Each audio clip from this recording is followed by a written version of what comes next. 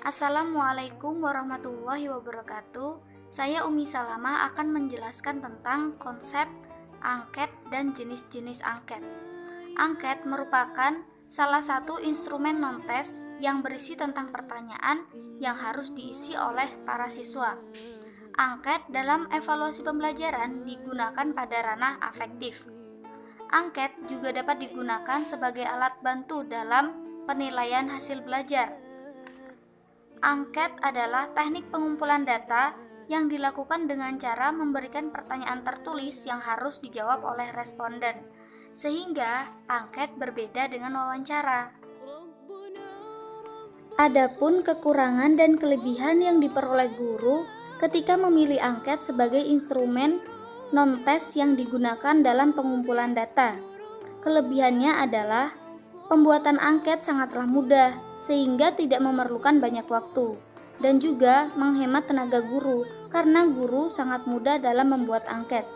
Sedangkan kekurangannya, jawaban yang diberikan tidak sesuai dengan kenyataan, karena kebanyakan siswa menjawabnya dengan asal-asalan. Dan juga, siswa biasanya menjawabnya dengan sekedarnya saja, karena hanya untuk menyenangkan hati guru. Jenis angket berdasarkan distribusinya. Yang pertama yaitu ada angket online.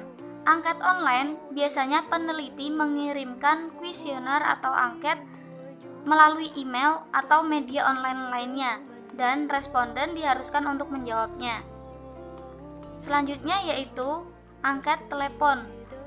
Peneliti melakukan panggilan telepon kepada responden untuk mengumpulkan tanggapan.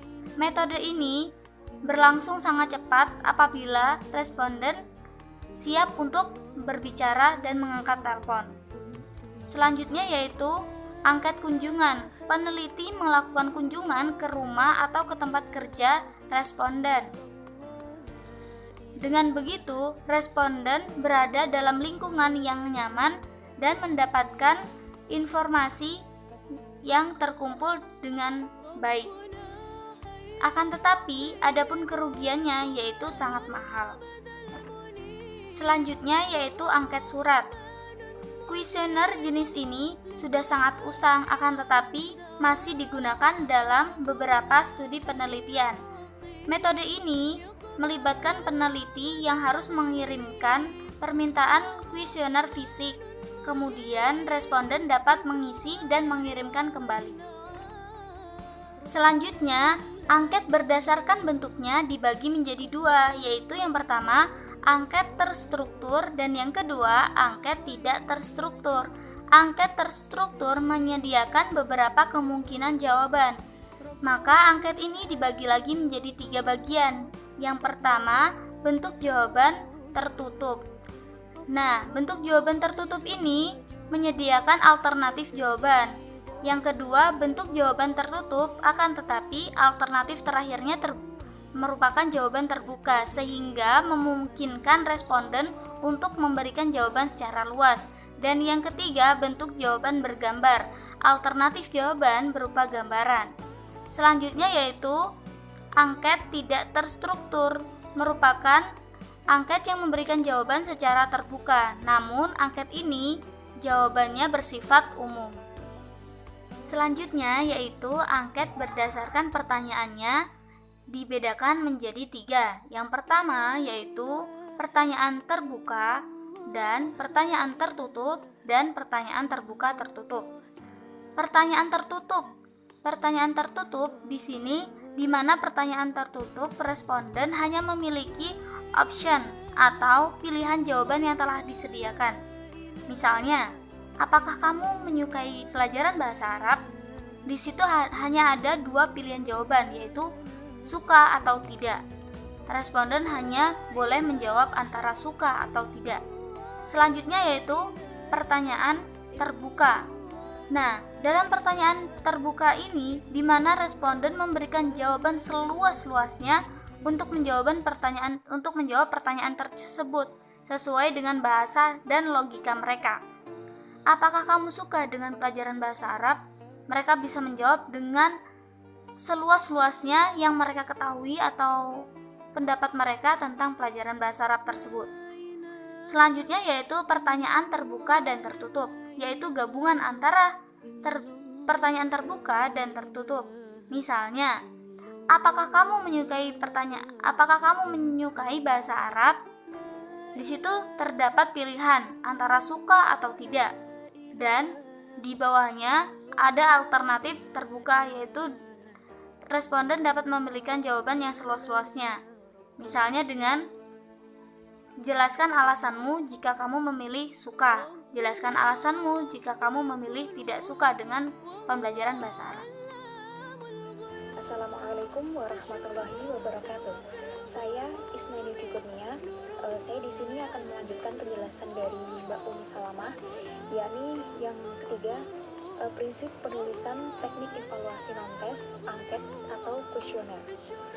Di dalam evaluasi juga memiliki teknik yang digunakan dalam pelaksanaannya. Salah satunya adalah teknik evaluasi non-tes, yaitu cara penilaian yang dilakukan tanpa melalui tes. Teknik jenis ini dapat digunakan untuk menilai aspek lain selain dari hasil belajar yang ada di dalam diri para peserta didik. Adapun salah satu contoh dari teknik evaluasi non-tes yakni adalah angket atau kuesioner. Angket dapat digunakan sebagai alat bantu dalam rangka penilaian hasil belajar. Angket adalah teknik pengumpulan data yang dilakukan dengan cara memberikan seperangkat pertanyaan tertulis kepada responden untuk dijawabnya. Namun perlu dipahami bahwa angket itu berbeda dengan wawancara. Pengertian tersebut saya dapatkan dari buku Pengantar Evaluasi Pendidikan karya Anas Sudijono, penerbit PT Raja Grafindo Persada, Jakarta, tahun 2007, halaman 84. Nah, kemudian adapun prinsip dalam penulisan angket atau kuesioner itu sendiri adalah yang pertama, isi dan tujuan. Isi dan tujuan pertanyaannya itu harus jelas agar memudahkan responden dalam memahami maksud dari pembuatan angket itu sendiri. Kemudian yang kedua, bahasa. Bahasa yang digunakan sebaiknya menggunakan bahasa yang mudah untuk dipahami oleh responden dan tidak membuat sulit. Yang ketiga adalah tipe dan bentuk pertanyaan, boleh yang jenisnya terbuka atau yang tertutup. Nah, maksudnya yang terbuka dan tertutup itu apa sih? Artinya, jika terbuka, maka jawaban yang diberikan adalah bebas. Namun, jika tertutup, maka responden hanya diminta untuk memilih jawaban yang telah disediakan. Kemudian yang keempat adalah pertanyaan tidak mendua. Nah, tidak mendua itu artinya apa? Artinya, pertanyaan tidak mengandung dua arti yang akan mempersulit responden. Kemudian yang kelima, tidak menanyakan yang sudah lupa atau tidak menggunakan pertanyaan yang menyebabkan responden berpikir keras. Maksudnya di sini adalah contoh semisal dalam kuesioner terdapat soal bagaimanakah keadaan sekolah Anda 10 tahun yang lalu. Nah, tidak semua responden dapat mengingat itu dengan baik dan jelas. Itu yang dinamakan tidak boleh menyebabkan responden berpikir dengan keras. Karena kuesioner itu niatnya, sifatnya itu tidak boleh terlalu membuat pusing respondennya. Kemudian yang keenam, pertanyaan tidak menggiring responden. Artinya, pertanyaan tidak boleh menghasut responden untuk mencenderungkan suatu hal. Kemudian yang ketujuh, pertanyaan tidak boleh terlalu panjang dan terlalu banyak karena dikhawatirkan akan membuat responden menjadi jenuh untuk mengisi kuesioner tersebut. Kemudian yang ke-8, urutan pertanyaan dimulai dari yang umum sampai spesifik atau yang mudah menuju yang sulit atau bisa juga diacak. Kemudian yang ke-9 yang terakhir, penampilan fisik dari sebuah angket atau kuesioner juga sangat mempengaruhi daya tarik dan keseriusan responden. Jadi akan lebih baik jika dalam pembuatan angket atau kuesioner itu tampilannya yang baik, yang menarik, yang dapat menarik responden untuk mengisi dan menjawabnya dengan jujur. Untuk selanjutnya yang keempat yakni contoh angket. Di sini saya mengambil referensi dari https://asmaradinara.wordpress.com. Di sana dijelaskan yang pertama adalah tujuan. Sebelum membuat angket atau kuesioner, akan lebih baik jika kita menyusun terlebih dahulu tujuan dari kita membuatnya. Nah, di sini saya jelaskan yang pertama untuk mengetahui minat peserta didik terhadap mata kuliah evaluasi pembelajaran pendidikan bahasa Arab, khususnya materi tentang evaluasi. Yang kedua, untuk mengetahui apakah peserta didik memiliki kesulitan pada materi evaluasi. Yang ketiga, untuk mengetahui keberanian peserta didik dalam berpendapat di dalam kelasnya. Kemudian yang keempat, yang terakhir, untuk mengetahui pengaruh materi pembelajaran yang diberikan dosen khususnya pada materi evaluasi bagi perkembangan setiap peserta didik di dalam kehidupannya sehari-hari. Nah, setelah kita buat tujuan, langkah selanjutnya yang kita buat adalah merumuskan kegiatan. Di sini saya tulis, angket atau kuesioner ini digunakan untuk mengetahui minat peserta didik terhadap pembelajaran yang telah dilakukan mengenai materi evaluasi. Oleh sebab itu, diharapkan untuk bisa mengisi angket atau kuesioner ini sesuai dengan keadaan dan pengalaman Anda pribadi. Informasi yang Anda jawab melalui angket ini dapat membantu memperbaiki metode pengajaran pada materi selanjutnya. Nah, kemudian setelah merumuskan kegiatan tersebut itu tadi, kita membuat kisi-kisi.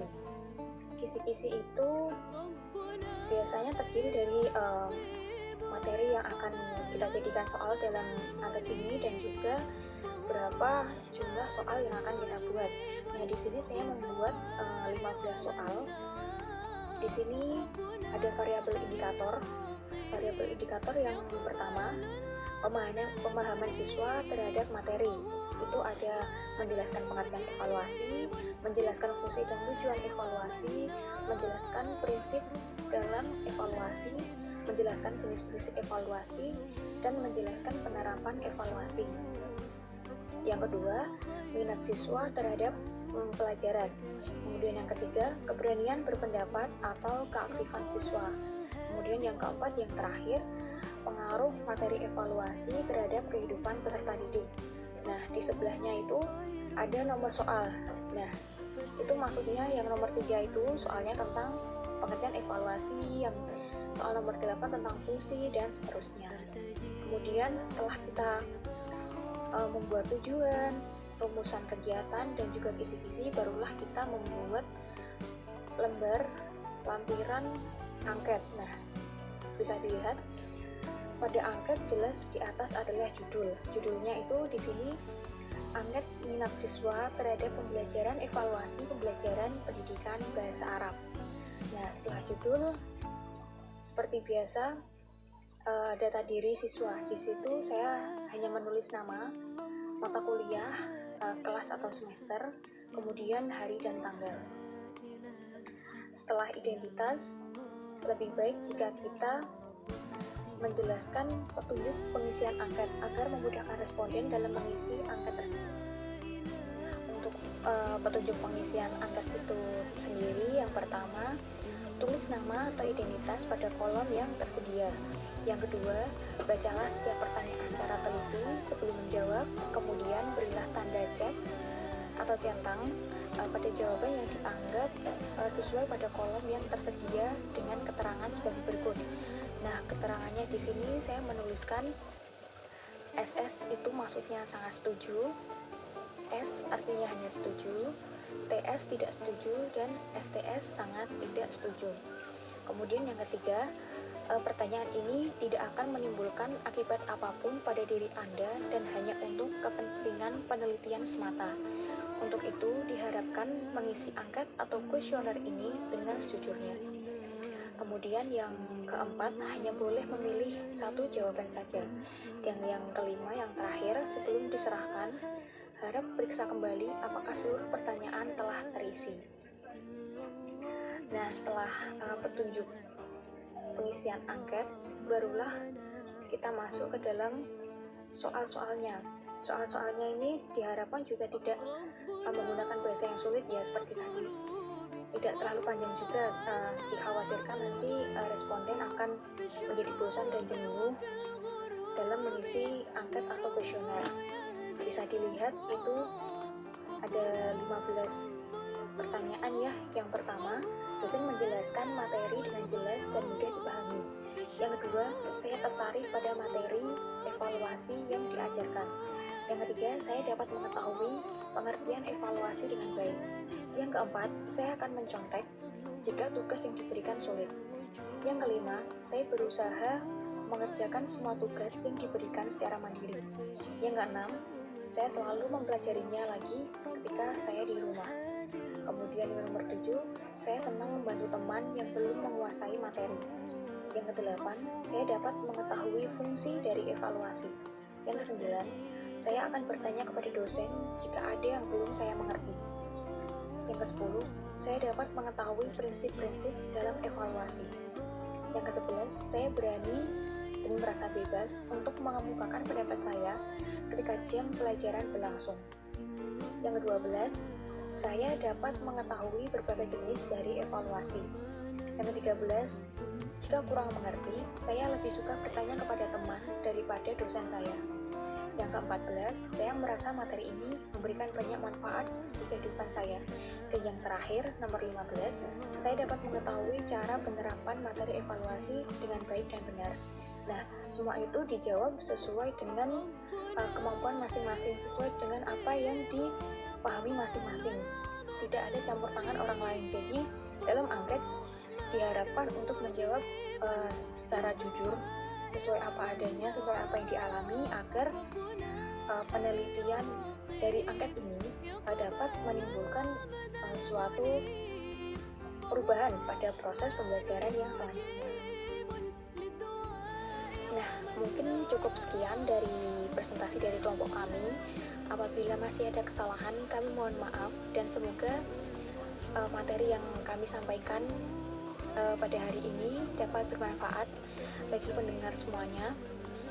Terima kasih atas perhatiannya. Wabillahi taufiq wal hidayah. Wassalamualaikum warahmatullahi wabarakatuh.